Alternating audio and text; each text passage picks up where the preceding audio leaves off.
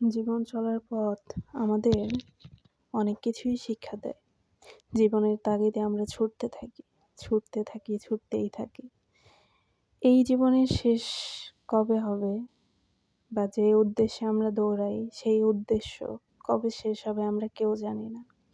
সফলতার পিছে ছুটতে আমরা আমাদের সারাটা জীবন শেষ করে দেই। কিন্তু সফলতা ছুঁতে পারি না। যখন আবার আমাদের জীবনে সফলতা চলে আসে তখন সেই সফলতাকে ভোগ করার সুযোগ আর আমরা পাই না। জীবনের অন্তিম সময়টা এইভাবেই চলে যায় জীবন থেকে। যাই হোক, নতুন একটা ভিডিও নিয়ে আবার আপনাদের সামনে হাজির হলাম। কী অবস্থা সবাই? কেমন আছেন? অবশ্যই নিজের কমেন্ট বক্সে জানাতে ভুলবেন না। আর আমার ভিডিওটি পুরোটা দেখে লাইক, কমেন্ট, শেয়ার করতে ভুলবেন না কিন্তু। সবাই পাশে থাকবেন। তো আসলে জীবন আমাদের একা চলতে শিখিয়ে দেয়। জীবনের তাগিদে আমরা অনেক কিছুই করি। এই যেমন আমিও একা চলতে শিখে গিয়েছি। একসময় নিজের শহর থেকে কখনো বাহিরে একা যাওয়ার সাহস পেতাম না। সেই আমি মাঝে বিভিন্ন কাজের সুযোগে এদিক ওদিক ছুটে বেড়াই। এটা ছিল আমার টাঙ্গাইল থেকে ঢাকা যাওয়ার একটা ছোট ব্লগ ভিডিও। বেশ কিছুদিন আগেই করা ছিল। ওই সময়টাতে আমি আমার ইন্ডিয়ান ভিসা লাগানোর জন্য ঢাকাতে দৌড়াদৌড়ি করি। যদিও আমার পাশে সাপোর্ট করার মতো আমার এক শুভাকাঙ্ক্ষী ছিল।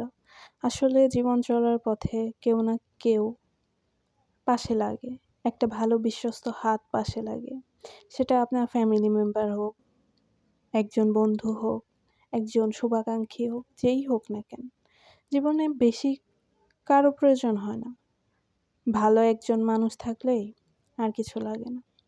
এই তো আমি ঢাকাতে গিয়েছিলাম। কথা বলতে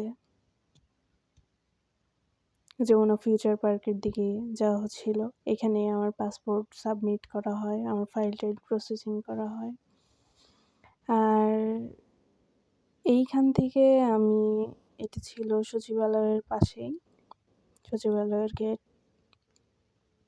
এখান থেকে আমার ফাইলের কিছু ডকুমেন্টসের কাজ করা হয়েছিল।